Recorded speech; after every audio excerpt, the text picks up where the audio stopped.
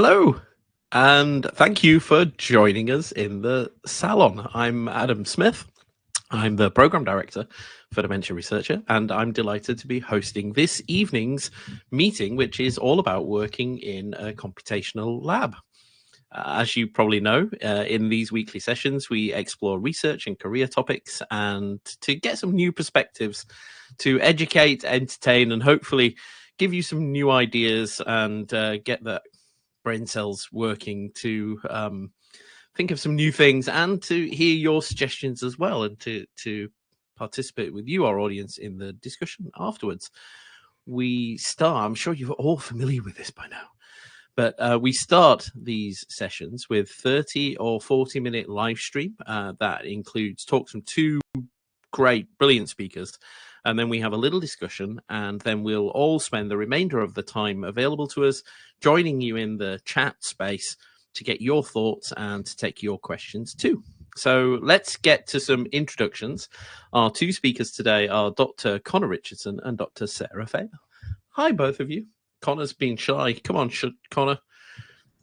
Turn your camera on. There he is. Hi. Hello. Hi. Thank you both for joining us.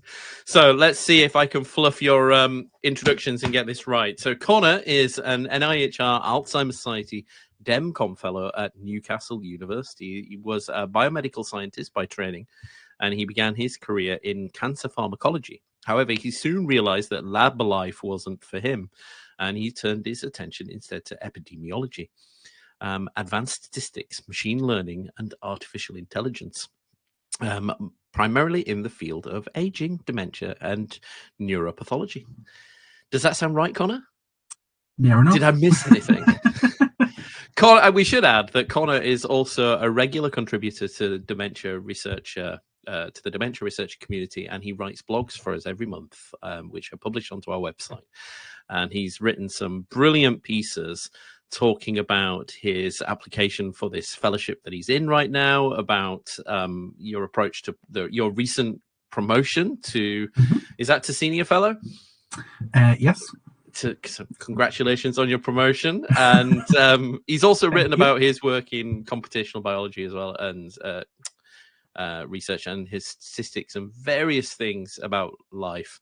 Oh, and you also the EDI representative as well. You wrote some blogs on EDI for us as well a little while ago. Yeah, I am. I'm deputy leader of EDI for our research institute. I should have highlighted that as well. So do go check out those blogs. So I'm going to put links in the comments and in the show notes as well that go with this, so you can make sure that you don't miss out on those. Sarah completed her PhD at the University of Toronto on the brain dynamics of music listening across the adult life. Music listening, those two words went together. Listening across the adult lifespan. She developed analytical frameworks for music and brain data that she will use to understand the efficacy of music-based interventions for individuals with Alzheimer's disease. She's now completing a postdoctoral fellowship at Simon Fraser University for neuroscience and neurotechnology in Vancouver, in Canada. Does that sound right? I'm fascinated by this. I love that. I can't wait to hear what you've got to say, because I think music interventions are some of those things where people often kind of go, really? And I love the idea that you're working on getting the evidence to prove what I think we all know is that they are incredibly useful. So I'm really looking forward to hearing what you can say. And you're going to go first, but I'll quickly set the scene. In computational labs, cutting-edge research is driven by data and algorithms to shape our understanding of complex scientific problems. These labs are environments where science and technology intersect, revealing insights in everything from human genetics to brain function, or even to, as we're going to learn today, our understanding of music.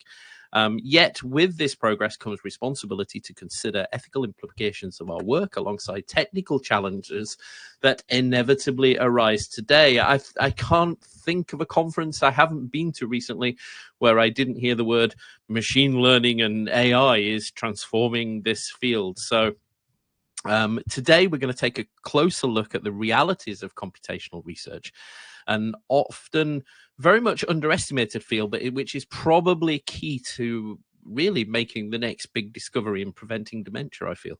So let's hear what our speakers have to say. And Sarah is going to go first. All right, we've rehearsed this. We've done our tested screen our share. dress rehearsal. This should be Certainly. absolutely. And that's worked perfectly. And I can hear you and I can see your slides. So over to you. Thanks, Sarah. Okay, perfect. Well, thank you so much for the invitation. I'm absolutely delighted to be here virtually from Vancouver, so the west of Canada, 8 leading time zones away from the UK right now, to talk about working in a computational lab. So I'm going to be mostly talking to the computationally curious with this, a wee slide presentation. So if anyone is kind of, procrastinating writing a thesis or a dissertation perhaps and find themselves on the old talks, welcome. So what, how, who, and then again, what? So first of all, as was in the wonderfully presented introduction, who am I and what am I doing here? So I got started in computational research the same as anyone, chasing a career in classical music. So from music school, we had a music therapy program, and I started hearing a little bit about it and then fell completely into the field where I was trained as a music therapist using music in healthcare and in healthcare settings to act as therapy for people. So the vast majority of my contracts, both while I was a student and then when I graduated and started working as a clinician, was in dementia. And most of my clients had moderate to severe Alzheimer's disease, had language problems, pretty severe neurodegeneration. So from music, I got into music therapy, from music therapy into a lifelong interest in how individuals with dementia experience music. And then that led me into neuroscience, because as many of us know, someone has dementia, suddenly all of the language-based assessments that we rely on so strongly in research and in clinical work become really, really tricky to administer. So in my practice, my clients, even or especially those with severe dementia, maintained a strong connection to music. But again, big gap between what I was observing in my day-to-day practice and the scientific literature. So we over-rely on language. Music still does have this inroads into the brain, which I was really curious about. So I decided to go back to school, funnily enough, on the advice of one of my music therapy clients. She was like, I was telling her about, I really wish that I understood this. And she said, well, could be anybody, might as well be you. And I was like, oh my God, you're right. I did a master's in music, mind, and technology, where I learned how to investigate music scientifically. I learned how to program. But I was still missing the final pieces of how to attach numbers onto the phenomena I was interested in. And computational fields are full of people who love to put number on thing. So if you are someone that wants to put number on a thing, welcome. This could be the field for you. This led me to do a PhD in computational neuroscience, but a lot of what I have to say and a lot of my journey is about more than just brains. And brains are pretty cool, but they're not the end all be all. All right, so kind of a snapshot of the trajectory, because again, we love to say that, I didn't have a straight line trajectory from where I started to where I ended, but I really like to really spell it out for people. So 4 years in music school, 4 years as a practicing therapist, 2 years in grad school. This is where I started learning how to program. 2 more years in clinical research, where I lived in the UK, so it's nice to be virtually back. And then 6 more years in grad school. We had the COVID years. Not want to be controversial, but did not super enjoy that. And then 1 year so far into a postdoctoral fellowship, and the computational work really started in grad school round 2. So music therapy to computational neuroscience is not an obvious fit, but if what you're interested in from a research perspective does not have an easily available tool to measure it, a computational lab is a great place to look. So the big question I get from other people in neurosciences and sciences and clinician spaces, what is computational neuroscience? So it's a field that kind of sits at the intersection of computer science, statistical modeling, physics, biology, the cognitive sciences, psychology, healthcare, policy, et cetera, et cetera, et cetera, et cetera. So a large part of what we do is trying to describe large, complex systems or data sets. So in my case, the brain. using tools that identify hidden patterns that we can't see with our fallible human eyes. The research can be data-driven or hypothesis-driven. So either you have this massive data set, and let's say you're looking at population-level effects in people that are at high risk for Alzheimer's disease, you might be able to separate that out ahead of time. Most of my work is data-driven, where I get this massive data set full of brain data, and I'm like, all right, let's see what's in here. So the field is growing in popularity now that computers are powerful enough to capture and store data from these complex data sets. So we didn't used to be able to capture and store data from an entire brain. Now we can. Computers these days are wonderful things. But to give you a bit more of a concrete example, this is a photo of a brain. We have this lovely brain here, and these regions that are colorful are all of the cortical activations involved in music listening from the year 2018. So we have a couple more that we can add there right now. Each region has its own unique spatiotemporal dynamics that are impossible to see with the naked eye. Like if I tried to see the pattern kind of working as the brain was listening to music, I'm not going to say that my eyes would fall out kind of Indiana Jones and the Raiders of the Lost Ark style, but it's not far off. But with computational tools, we can carve up this large unwieldy data into manageable, meaningful pieces for analysis.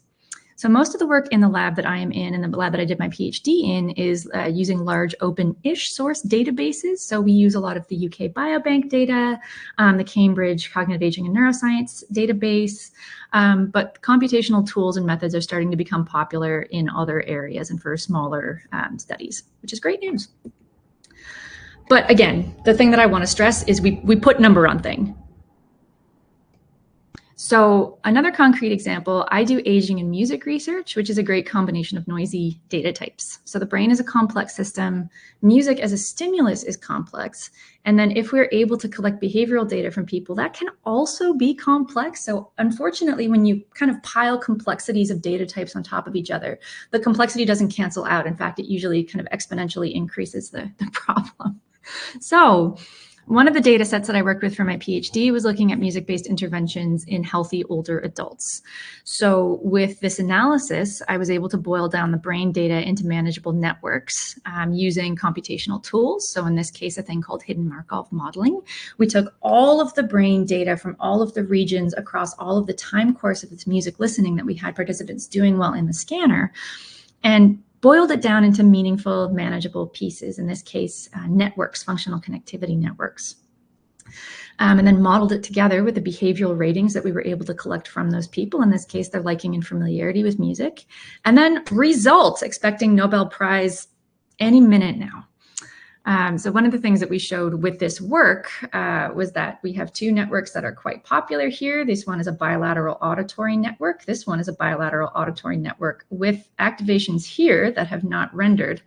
Graphic design is my passion. That relate to auditory reward. So we found that pre-intervention, older adults were much more likely to wind up in this brain network where bilateral auditory regions are happening. You're listening to sounds, you're listening to music, great, the ears are involved.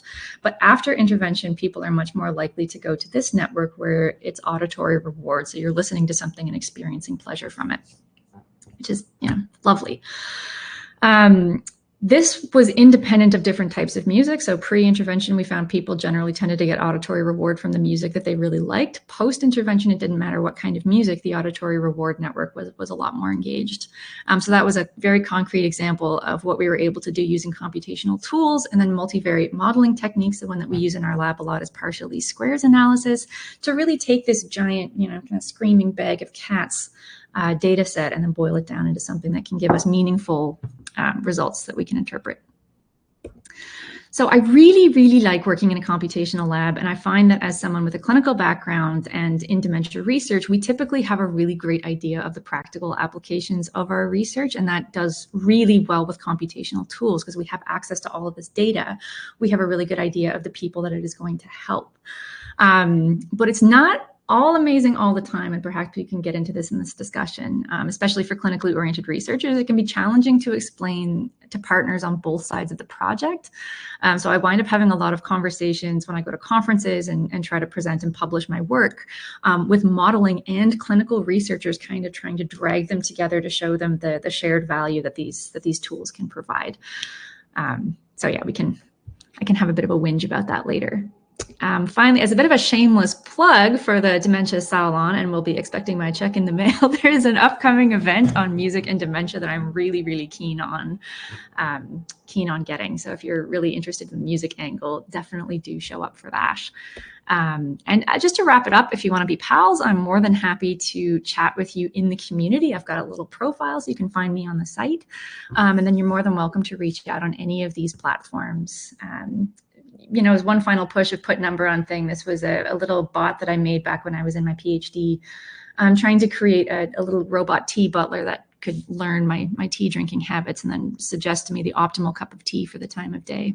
So if you want to talk about data science, computational lab work, neuroscience, or just want to nerd out about putting numbers on things, definitely find me.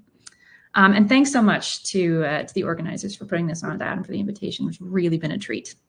Oh, thank you. That was fascinating. I've got questions. I wish I was smarter because I feel like my questions are going to be so thick. Connor, feel free to jump in and replace me with more intelligent, thought-out questions if I'm really making a fool of myself. Particularly, so what kind of imaging were you using? Was that fMRI or was that like electrophysiology, or what kind of imaging is it? Yeah, so that picture was fMRI. So when the pandemic hit, the lab that my PhD was hosted in was in a hospital for elder care. So we were banned from the premises. They're just like, okay, if your job is not directly related to providing frontline care, stay home. So we intended to collect a bunch of EEG data, but then couldn't collect anything. So then wound up with a bunch of secondhand data sets from different labs. So this result was from an fMRI data set. I also applied the same methods to an EEG data set that I had kicking around. And so my PhD kind of turned into creating these analysis frameworks or pipelines that were relatively data agnostic. It's like, if we have high dimensional complex data, can we put it through this pipeline to find results? So the practicalities of that then. So this is you. So were you involved in the data collection or in the analysis as well?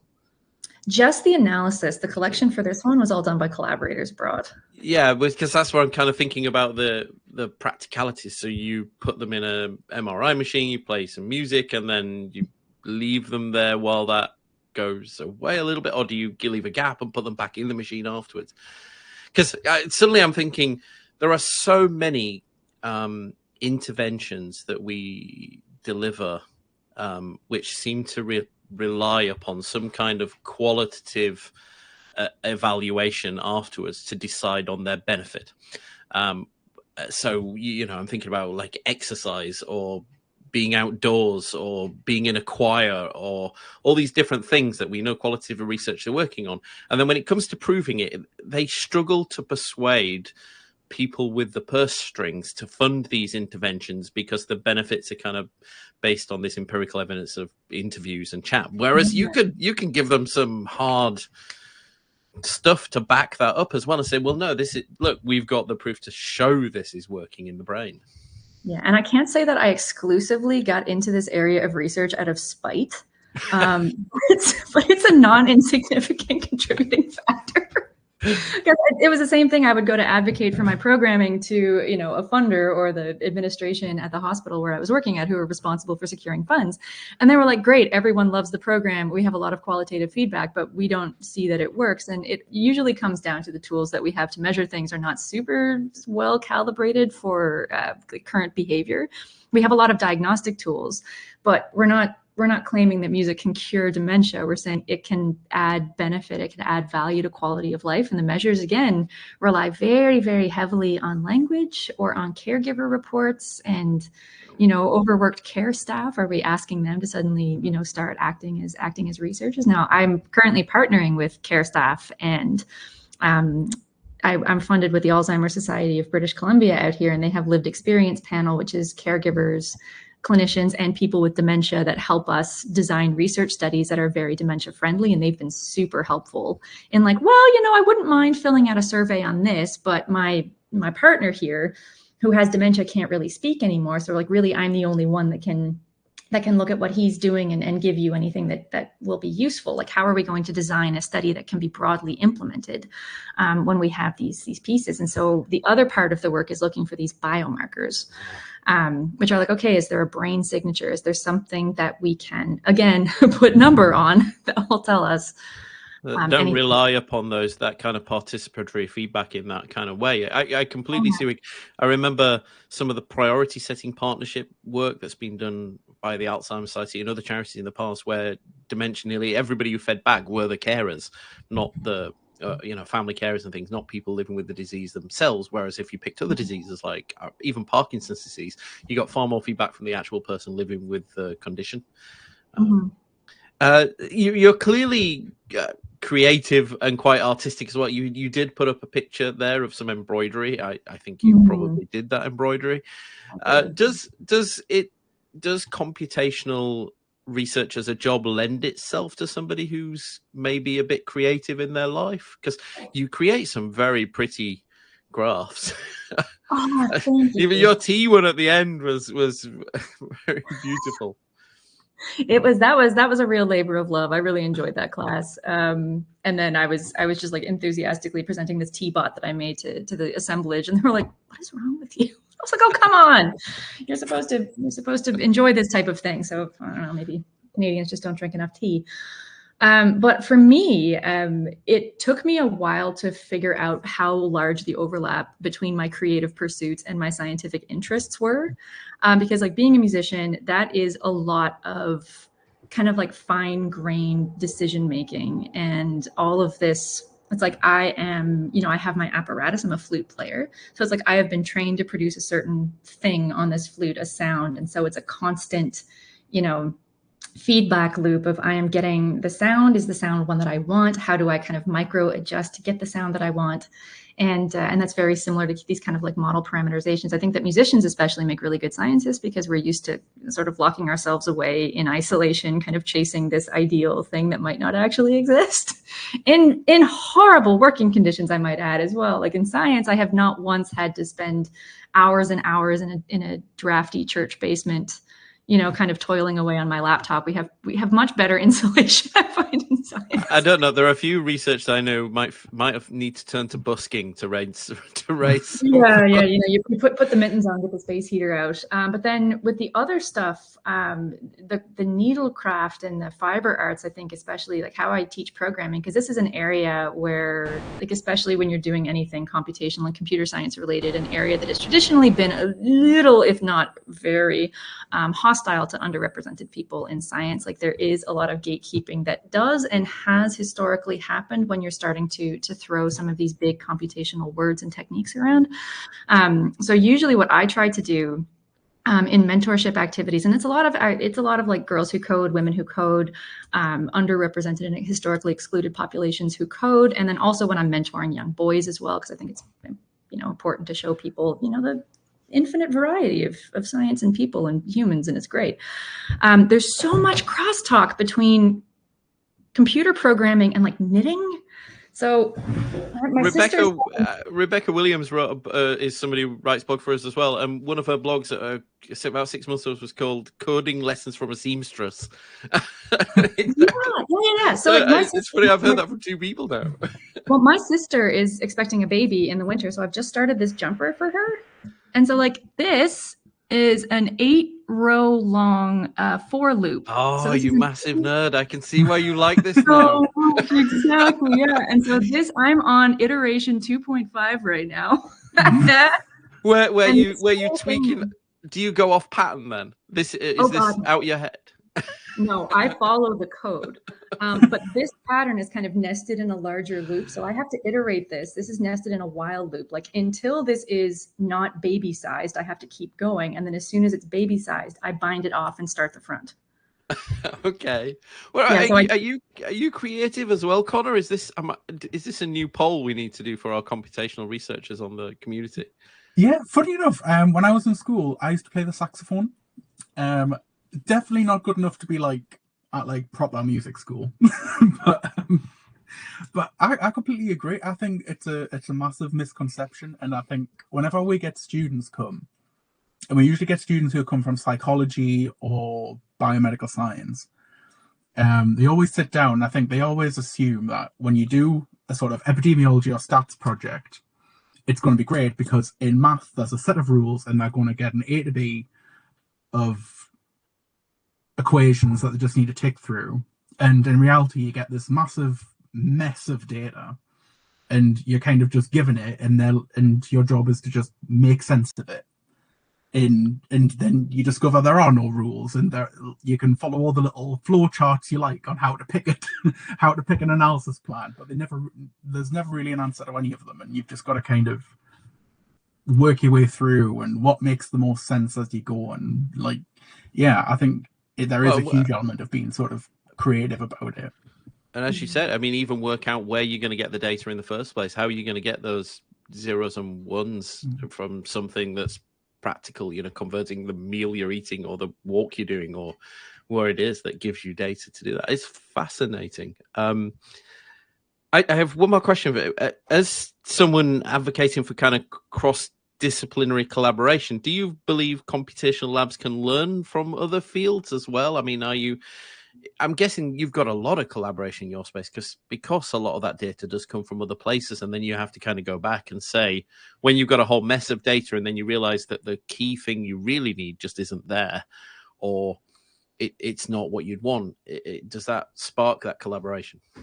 Oh, absolutely. And so part of what I do is like a kind of a traveling tools vendor. So I show up at a lab and I'm just like, hey, huge fan of your work. Have you thought about doing this other thing with your data? Because another part about the computational landscape is that it does intimidate people. And so there's a lot of people that are very reluctant to take these tools up because the papers are very, very, very complicated. They can be very dense to get through, and it can put up a barrier for people, you know, especially if you're an early career researcher, a postdoc, PhD student. You're like, I have 8 million things to do. Do I have time to teach myself this thing that at surface level is extremely intimidating?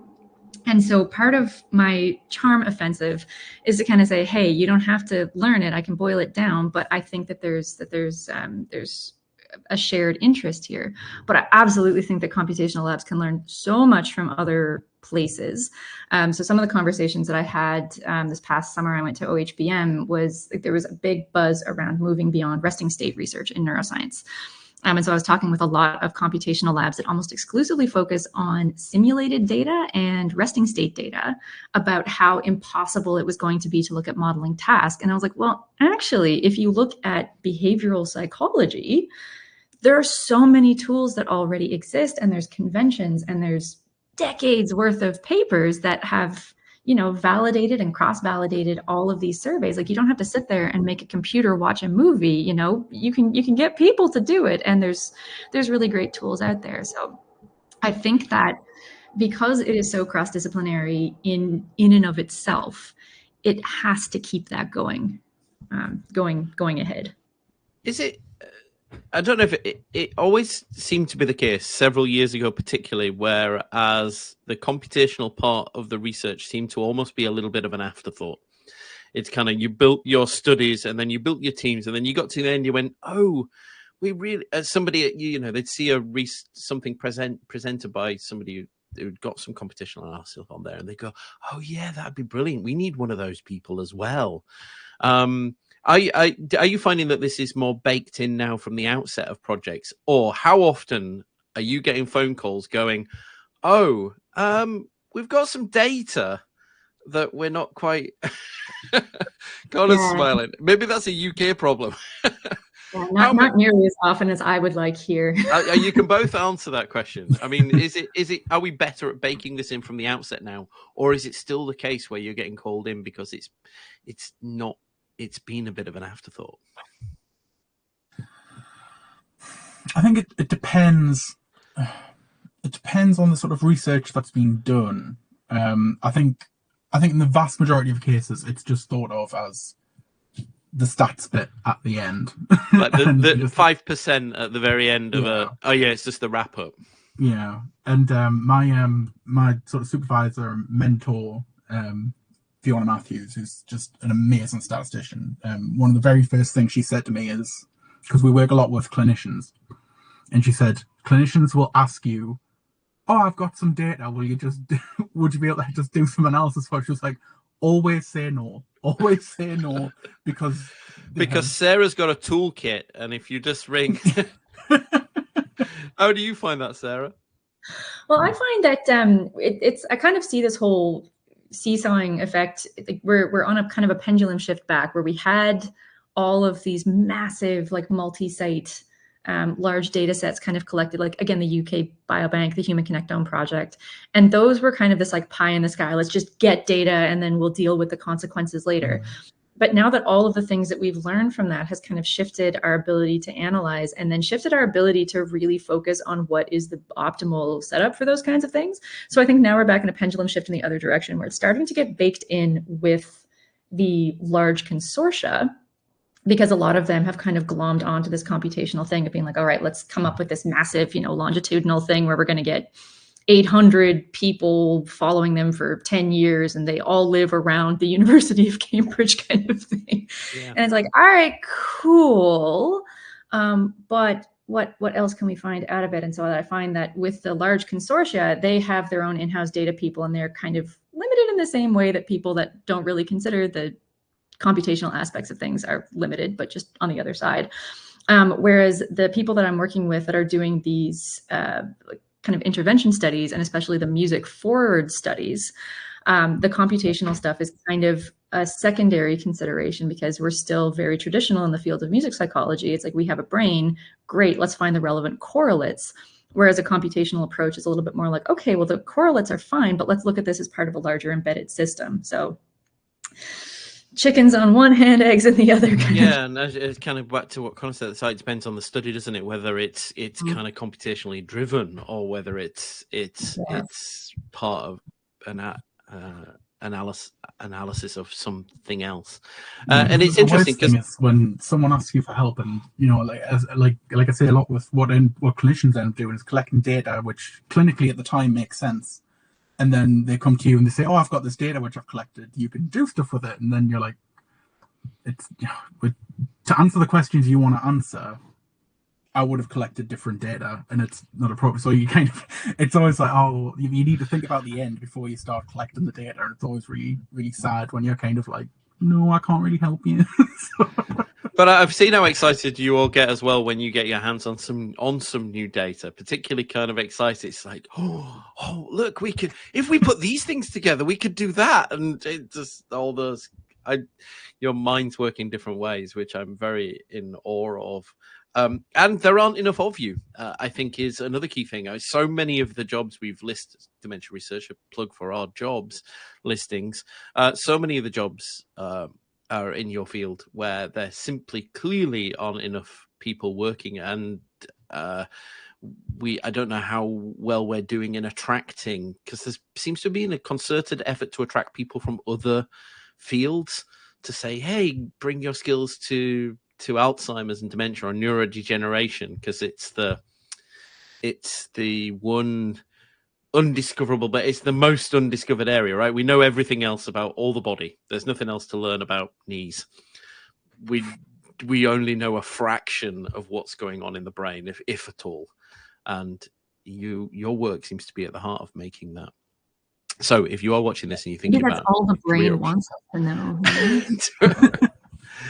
This is where we discover inside your brain are other little people, because it's all just... sorry, I've just been reading the 3-body problem books, and I'm still blown away by sophons and the folding of the idea. Sorry, the other people who've not read 3-body problem won't get that. I'm going to shut up and let Connor talk. Let's do that. I'm going to let Connor talk now. Connor, let's have your 10 minutes. You're not using slides, are you? So we'll let you do your bit. All right. Well, for those of you who don't know me, I'm Connor Richardson. I'm a senior research fellow at Newcastle University. And as Adam says, I write for Dementia Researcher, usually monthly when I'm not lagging behind and he's not chasing us. And my talk right now will be very reminiscent if any of you have read my blogs, because I am woefully unprepared and have a series of notes which I'm going to meander through in a probably haphazard way. So similar to Sarah, I kind of started from the beginning, and most of today when I've been thinking about what to talk about during this session, I've kind of come and gone from the question of what is a computational lab, because I got halfway through the day and I thought, really, a computational lab sounds very high tech for what I actually go into on a day-to-day basis and do, especially when you consider some of the other places I've worked in.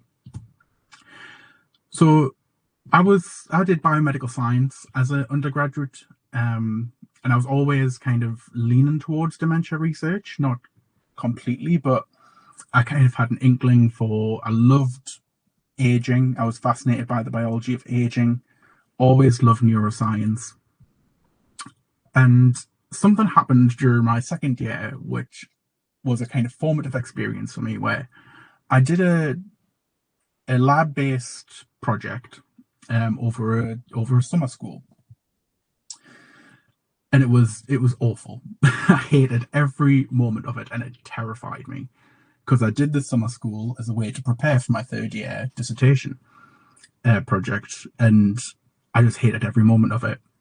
I was super anxious. Everything in the lab was really expensive. I spent 90% of my time worrying about I was going to break something or do something wrong, and a couple of times I did break things and I did do things wrong, and it was terrible.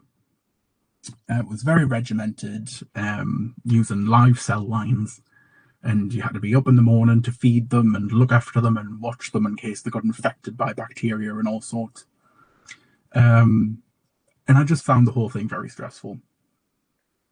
But as well as the practicalities of working in it, my kind of interests changed. I think this is something that we don't really talk about a lot. I think education in the kind of science that we do takes a long time, especially if you're doing a PhD.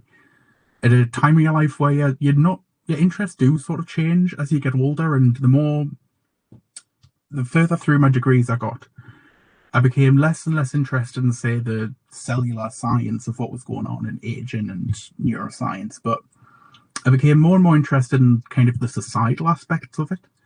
I went to a talk once where someone was saying, like, just imagine the world that we're going to live in, where such a huge proportion of the population are over the age of 70 or over the age of 85. Kind of what a vastly different society we'll have to sort of deal with, and how our society's not really prepared for it. And that sort of got me out of the sort of lab-based science, and I started realizing, there's a lot to do with health and aging, and especially dementia, which there's loads to be done outside of the lab, with a lot more things that were personally interesting me. So I did a master's degree in public health, and I went through a very, very short phase where I was going to use my amazing interpersonal skills to be a qualitative researcher. That lasted about 2 weeks. Decided I hated it, and it was horrible, and I wasn't ready to go interviewing older people in their homes. But I met a fantastic epidemiologist, and she took me on as a student, and that was the first time I even began doing dementia research in a sort of semi-professional basis, and I was terrified. If it wasn't for how supportive my supervisor was at the time, I would never have gotten through it. And one of the things I very rarely admit to people is that up until this point, my formal training in maths reached a grade C GCSE, which is a very bog standard school grade at the age of 16. So I was in no way inclined for mathematics, but I very soon realized that epidemiology and data science isn't really about math, and neither is really statistics. It's about making sense of the world and making sense of data, and looking at these studies where people have gone out and interviewed hundreds, sometimes thousands of people, and they've given their time, and they've told you huge amounts about their life, their bodies, the way they live, their health and their disease. And you get that back, and it's a bunch of zeros and ones. And as Sarah said, a lot of things in life that you've had to put a number on, like how lonely you feel, or how your memory's been over the past few years, and things like that, which you end up having to quantify. And it's just a mess. You get a huge mess of numbers, and somehow have to come up with questions to really sophisticated answers. So a couple of things that I did, one of the things that I did in my master's degree was looking at the field of cognitive reserve. And this was the sort of theory that the more kind of social things you do, the more cognitively stimulating things you do, the more resilient you are to dementia. And I remember just being fascinated at the time about how to get from this huge mess of data to start answering these questions. And I was faced with my first foray into statistical software and programming. And again, I was terrified at that. Was so innumerate when I started. But I just fell in love with it. And it is just like a big puzzle. As Sarah was saying, sort of the creative aspect of it I just found really enjoyable, and I could spend hours just sitting coding and not realize that time had gone by, just because I wanted to make some things which looked okay but look better, and some data make a bit more sense than it did before, and just get really lost in it. And when I did my PhD, I worked with a really big study called the Cognitive Function and Aging Studies. And these studies spanned over 20 years, interviewed thousands of people across the UK. And it was then that I think that was my first experience of being able to realizing that you can make really big, impactful findings from these studies. And suddenly you were going from collecting, looking at like cells and cell lines and things like that, and suddenly you're looking at, I think, the whole population of the UK, and it was completely representative of the UK. So it was almost like sitting there with feeling like you have this kind of like power in your hands to say something about the entire population that you never really had before. And it was I find that amazing. I think it's great. And when I think about that compared to the work that I used to do in labs, I just think, wow, the impact that we can make is huge. And it's something that, I'm quite passionate about scientific communication, and it's something that people can really relate to when you're measuring things about, whether certain risk factors like exercise or certain disease, whether that makes you more at risk of dementia. People know what that means. People know what that means when, if you don't exercise as much, you're more likely to get dementia, rather than if you tell them what kind of proteins you've found in the brain and what that kind of says. It sort of glazes over a bit. And I really like the sort of real life aspect of the data that we can collect. And I think working in a computational lab it lets you have these big impactful studies on so many different things. And even in just my sort of dementia research experience, I've been able to branch out, and it's been, once you learn the kind of core fundamentals of data science, coding and statistics, you can really turn your hand to anything. And one of the most intense periods of my career was the COVID pandemic, where all of our dementia research stopped.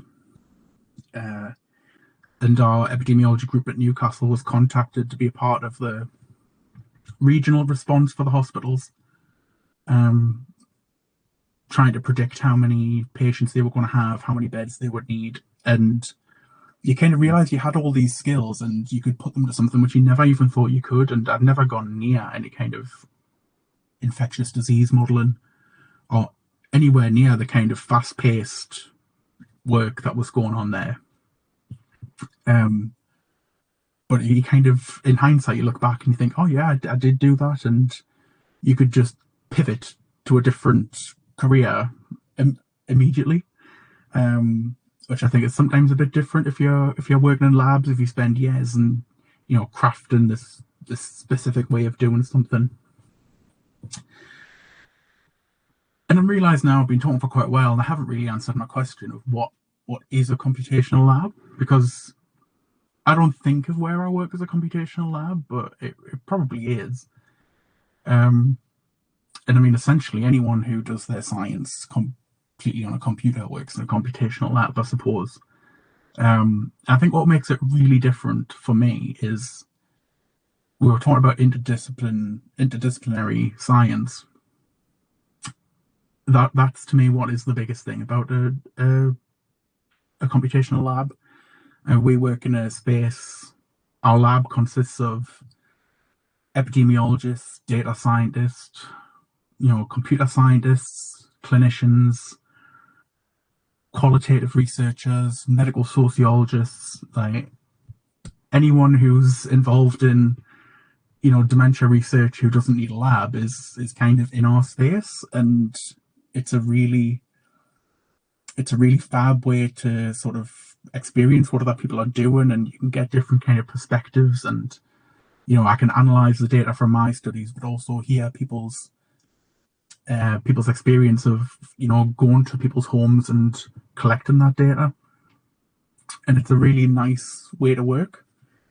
So I think some people think of, when you hear sort of computational lab, you can kind of think of some kind of high-tech room full of supercomputers, and that's really not what we are. We're just your normal kind of everyday office, just with a lot of kind of cool, interesting people doing a lot of cool, interesting things. And it's kind of the nature of computational work that sometimes people ask you, oh, what do you do, or what kind of researcher are you, what kind of scientist are you? And it kind of changes day to day depending on what project I work on. So sometimes I'm an epidemiologist, that I kind of think of myself when I'm pursuing my own kind of questions on kind of dementia risk in the population and things like that.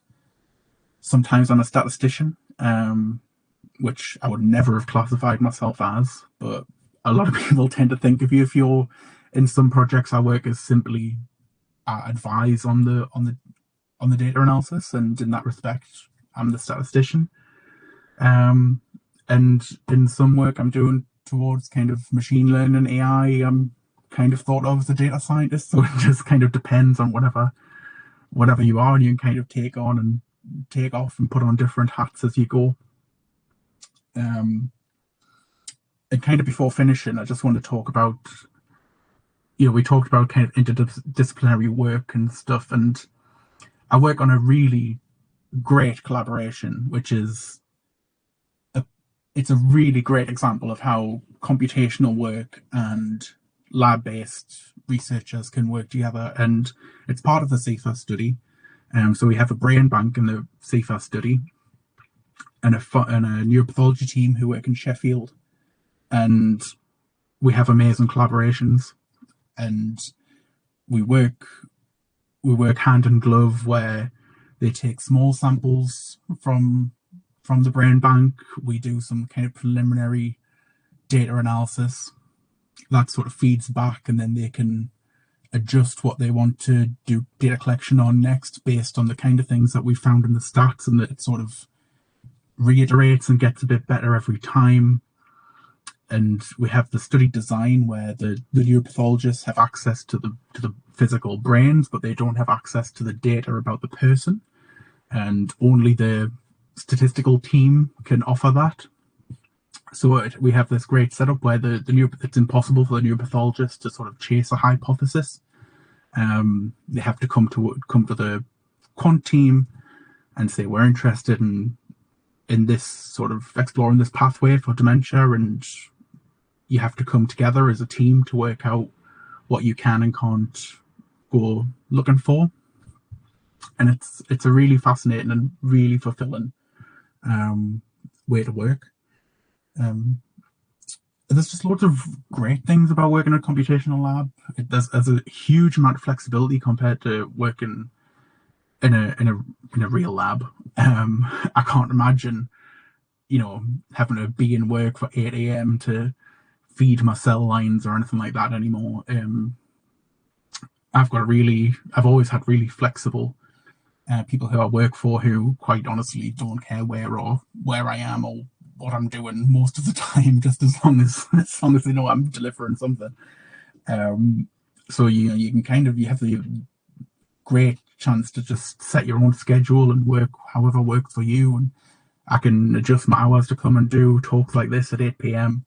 And it's great. And but it's not all roses. There are some bad things. It's you have to work a bit harder to be a bit more self-motivated and a bit more strict with how you work. And a lot of this is sort of, you looking at data and thinking, what can I do with this? And, what's interesting here? And, you can get a little bit lost sometimes. So it's a little bit, you've got to keep yourself going. But I think it's a really exciting time to be in the field. There's huge, exciting debates about AI and machine learning and where all that's going. Some things machine learning and AI are doing really, really well. Some things are really, really bad and quite scary. But it's a fun area to be part of the debate. So yeah, I think working in a computational lab is an amazing place, and everyone should be in one. Thanks, Connor. Yeah, I'm going to pick up on, I had the question lined up there already, but I'm going to pick up on the machine learning bit. Because, machine learning AI has been, you can't go anywhere in life.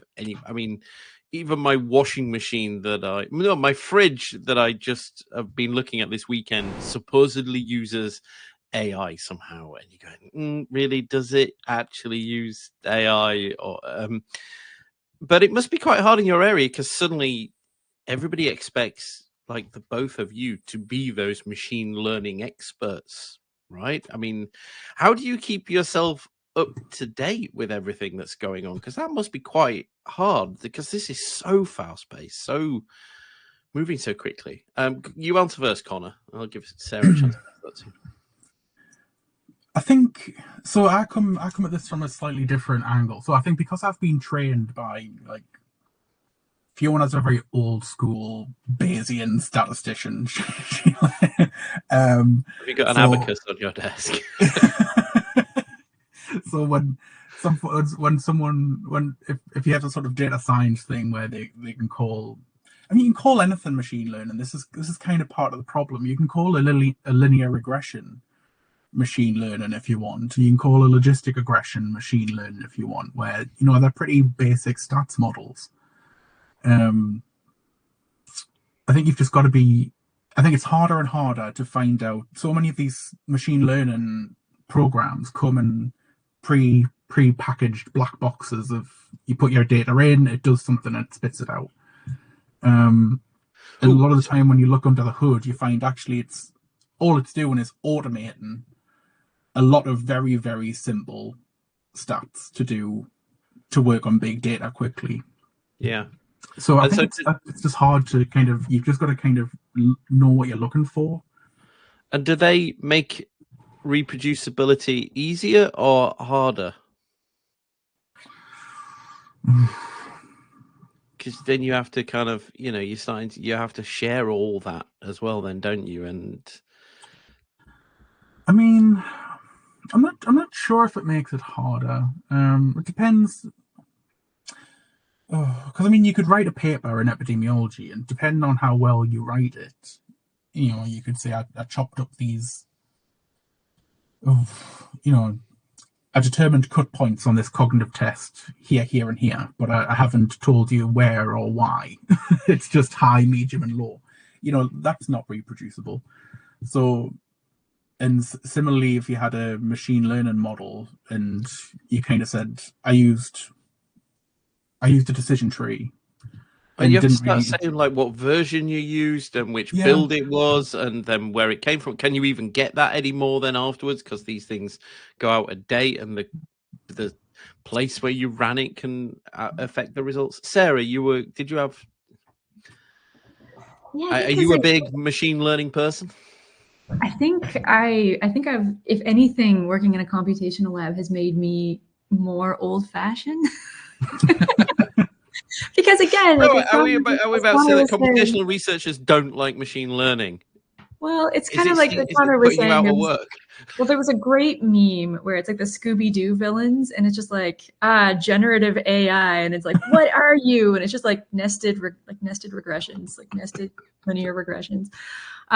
So a lot of the AI that's like making a big splash right now is kind of these AI companies and technology, and like there's a lot of money in AI right now, and so a lot of these tools are things that are proprietary with an end to make a bunch of people a bunch of money. So with those, we don't have the ability to kind of go in and rip them apart and be like, all right, like, where is the source code on this? Is this going to be useful for research? Because it's by design, it's AI for capitalism. Whereas AI and machine learning for research, my favorite examples, and I usually, how I keep track of things is whenever I have to teach students, usually undergraduate students, upper year undergraduate students, is going searching for the latest AI fail, and then trying to find a good example. So I do a lot of reading up. The book Data Feminism was super helpful. UK researcher Hannah Fry, her Hello World was super helpful in having me generate a lot of these case studies for my students to look at, and trying to really hammer home to people that really the ideal situation is not that the robots do everything. It's that we work in tandem, kind of back and forth. I think the most successful example that I can think of of AI in healthcare and healthcare research is using image detection algorithms for sickle cells in identification of certain cancers and bloodborne illnesses. And so that's a case where you have an unambiguous, like you have really unambiguously healthy and unambiguously diseased cases, and then an AI can help flag those automatically and then sends all of the borderline cases to a human that can then use their eyes to kind of look at things. And that's a really good example of how we can leverage things to make work. But the things that I'm seeing, buzzed about, it's like, well, we don't have to create our own hypotheses anymore. We don't have to write our own code anymore. We can just get ChatGPT to do it, or like, let's get a large language model, and then we don't have to. Like, seriously, that is one of the questions I've got in here somewhere. Was like, are we going to get to a point where we even need researchers, because the computers will come up with the hypothesis, then run the data itself, and tell you the answer. Well, if the computers can research themselves, then like they can have their own, like, two houses each alike in dignity. They can do their computer research and present at their computer conferences.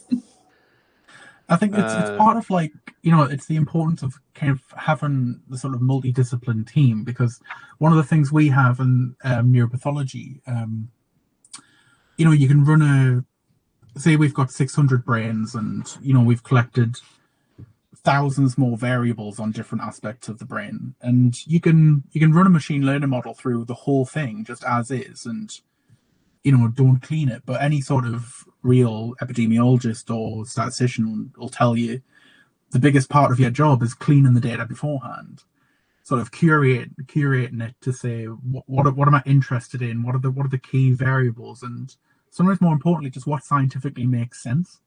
So we've had a machine learning model run through the whole neuropathology. It throws loads of things out which predict dementia, but you to go back to the neuropathologist and they just go, yeah, that's scientifically impossible. Like, it's just they've found patterns in the numbers with no biological basis. This makes sense. Well, do you know what? I'm gonna take my last question. Let's do these kind of, because I'm conscious of time. In fact, we're out of time. But I've got some more questions that I want you to answer. So we're going to do these quick fire. What advice would you give to an early career researcher looking to bridge the gap between traditional biomedical research and computational research?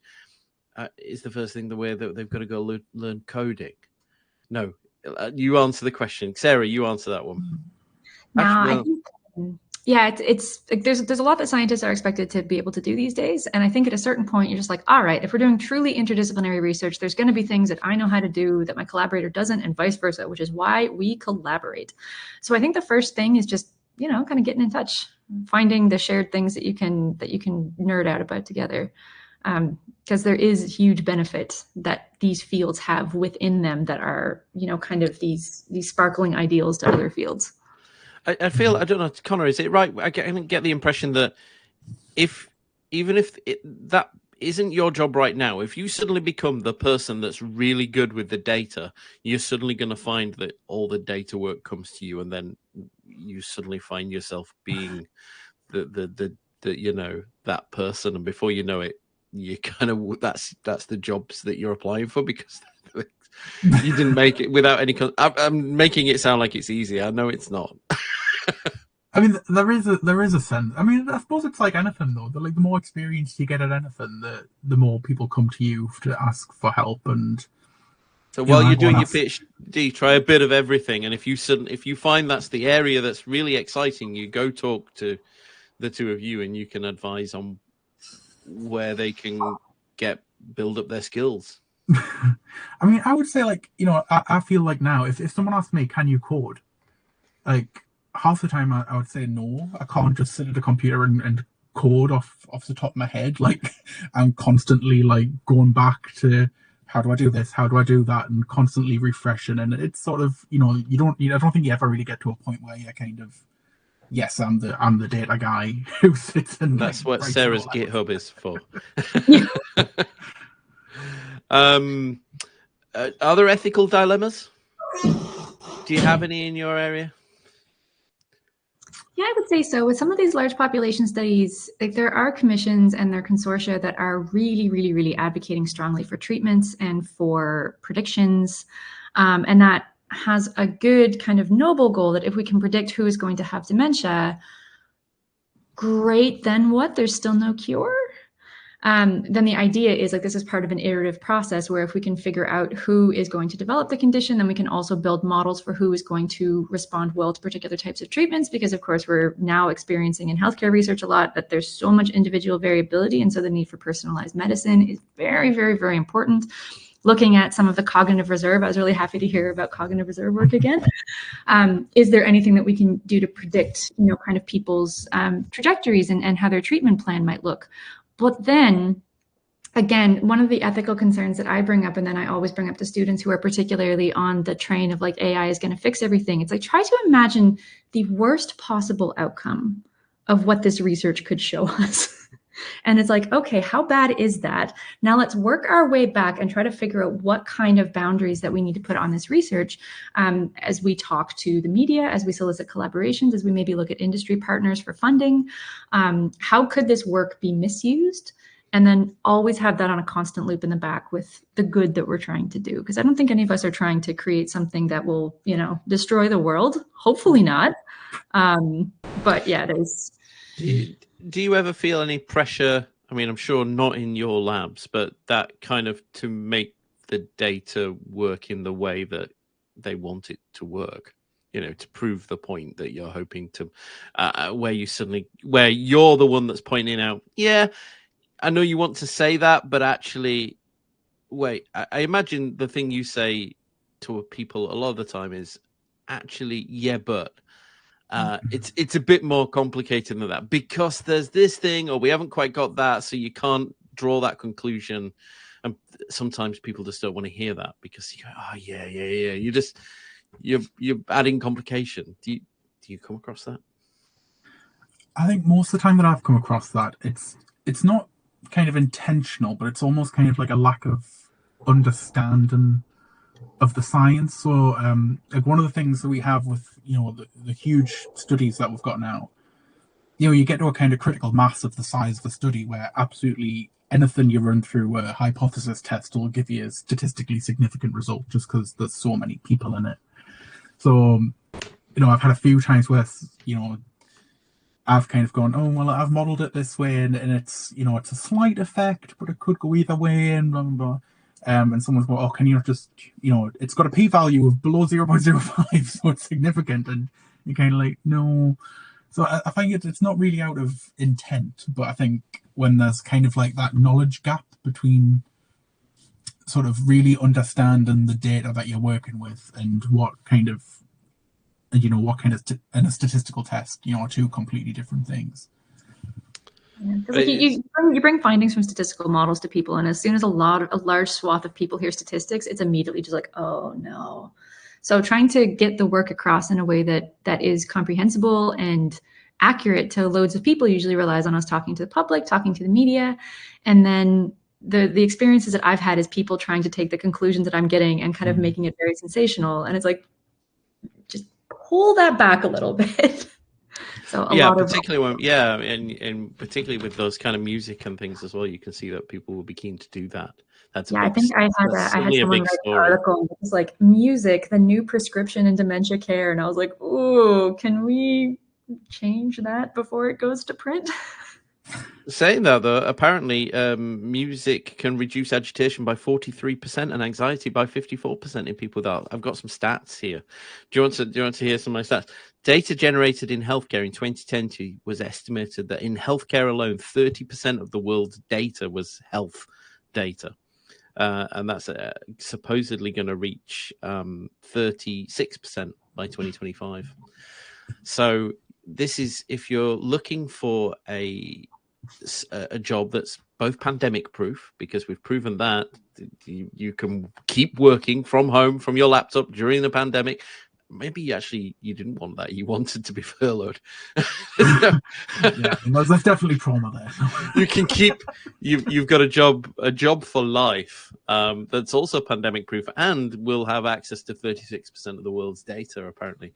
Then this is a hot field to work in for you. So do go join it.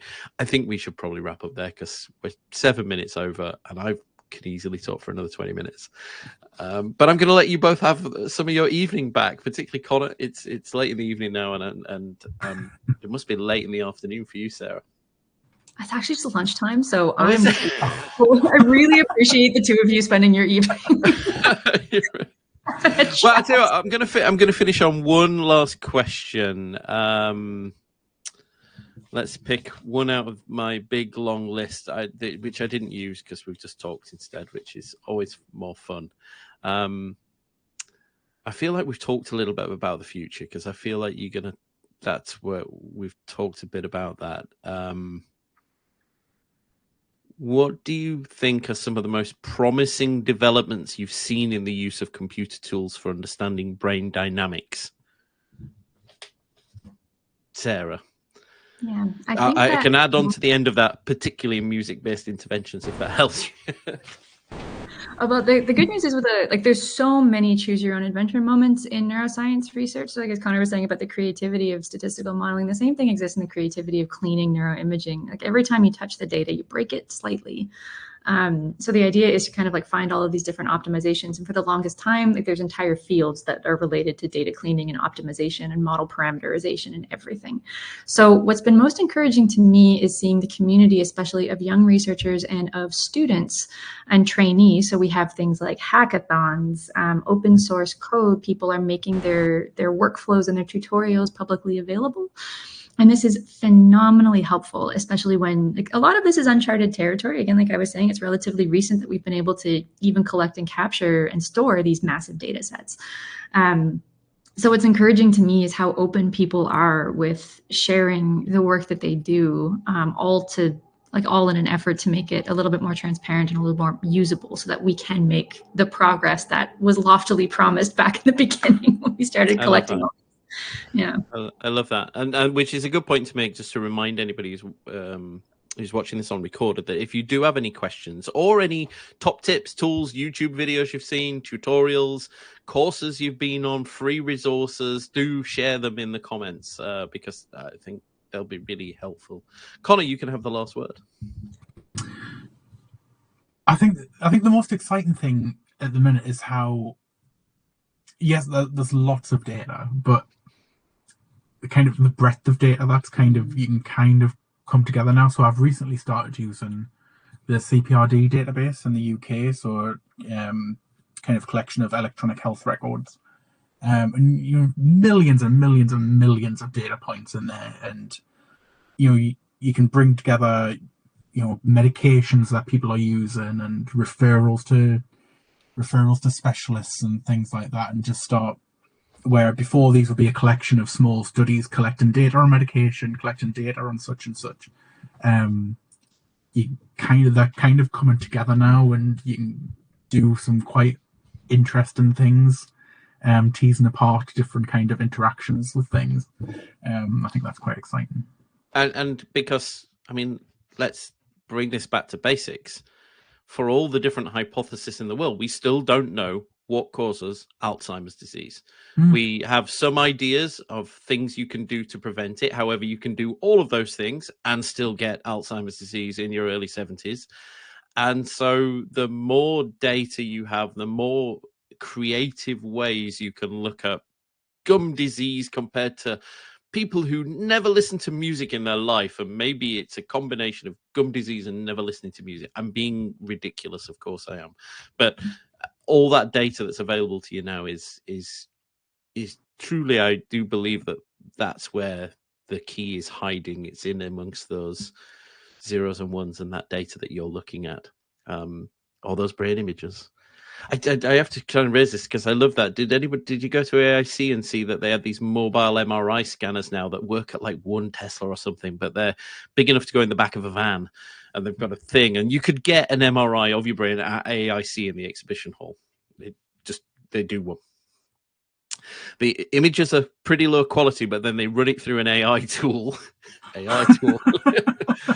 that can improve the quality just enough to make it, usable, or certainly as good as something you're going to get at your local hospital, if not, not a fancy research center. So there's going to be lots more imaging data as well, and particularly if those first wave of anti-amyloid therapies come through, and we take all those MRIs that are going to be needed to deliver that drug safely, we're going to be producing a lot more MRI images over the next decade that you can get your hands on, combined with all that other data. Idea as well, because like getting into the communities is a huge piece as well, because like only a very small swath of the population live around the confines of a research hospital university compound kind of thing. So the other exciting bit is the communities that have not really been a part of these large cohort studies now have publicly available tools that they can advocate on their own behalf, which is, I don't know if are you involved in iStart? So the iStart neuroimaging peer has a whole piece of work going on right now, looking at access to MRIs in rural communities and things like this. And they've done a whole mapping piece to look at where the machines are, what their population is, who can read scans. In fact, we did a project at UCL a while ago where I can't remember the name of the lady who did it. We called it Seeing Dementia. Which was going on. God, look at the time. It's 9:15. It started off with a little bit of a citizen science project. So the hospital can give you 100,000 MRIs, but they're not categorized. It could be a knee, it could be a back, it could be a brain, it could be an elbow.